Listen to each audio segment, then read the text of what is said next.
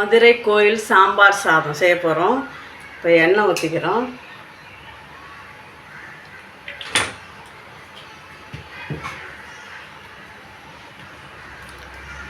காயெல்லாம் போட்டு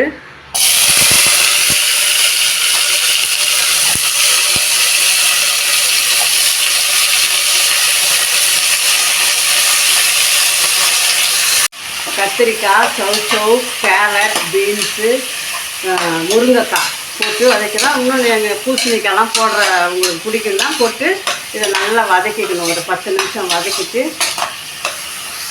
இதில் கடலைப்பருப்பு, காஞ்ச மிளகா, வெந்தயம், தேங்காய் போட்டு வறுத்துக்கணும். இதை தண்ணி விட்டு அரைச்சிக்கணும். காய் எண்ணெய் ஊற்றி வதக்கிக்கிட்டோம். இப்போ தண்ணி ஊற்றிக்கிறோம், வேகிறதுக்கான தண்ணி.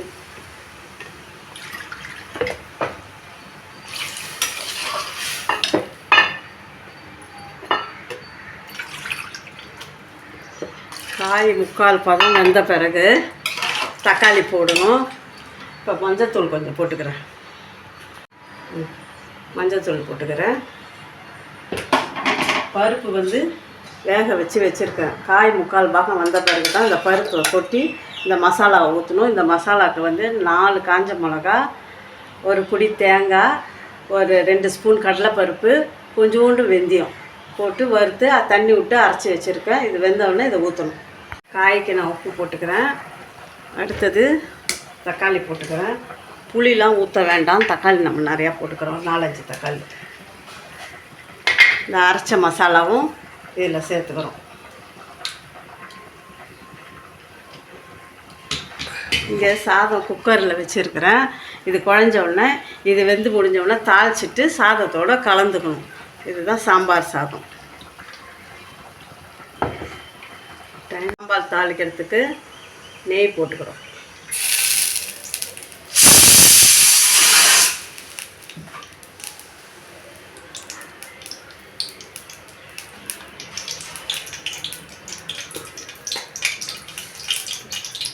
கொஞ்சமாக கடுகு போட்டுக்கிறோம். ஒரு 3 காஞ்ச மிளகாய், இவ்வளோண்டு வெந்தயம், சும்மா ஒரு பிஞ்சு வெந்தயம்.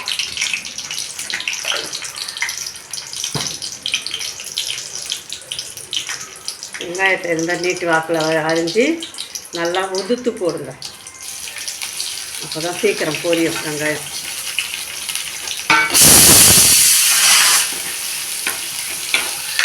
கருவேப்பிலை போட்டுக்கிறோம். இதை எடுத்து சாம்பாரில் கொட்டிடணும்.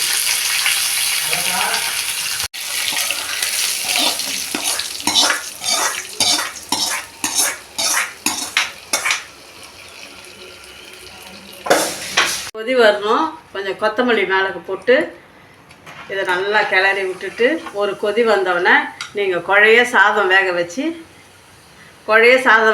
இந்த சாம்பார் எவ்வளோ தேவையோ அது ஊற்றி கிளறி நம்ம இந்த சமையலை முடிச்சுக்கிறோம்.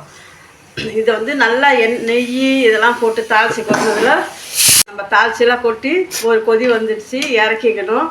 இதே மாதிரி செய்யுங்க. சாதம் குழைய வேக வச்சு சாம்பார் ஊற்றி கலந்துக்கோங்க. அதுதான் கோயில் சாம்பார் சாதம். சப்ஸ்கிரைப் பண்ணுங்கள், லைக் பண்ணுங்கள்,